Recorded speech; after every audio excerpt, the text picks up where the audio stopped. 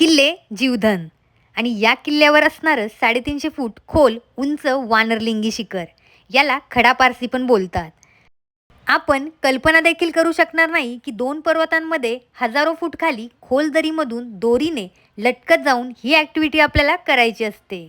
यामध्ये once in a lifetime असा अनुभव आपल्याला घेता येतो.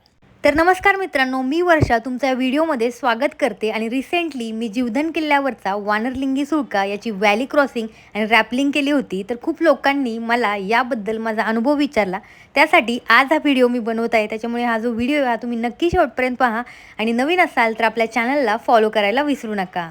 तर महाराष्ट्रातील पुणे जिल्ह्यामध्ये जुन्नर तालुक्याच्या अगदी जवळच आपल्याला यावे लागते घाटगर या बेस विलेजला. या घाटगर गावापासून आम्ही सकाळी 6ला आमचा ट्रेक चालू केला.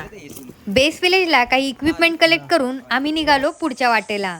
घनदाट अशा जंगलातून आमचा प्रवास सुरू झाला. 3750 फूट उंचीवर असलेला जीवधन किल्ला पाहून मनात थोडी उत्सुकता निर्माण झाली.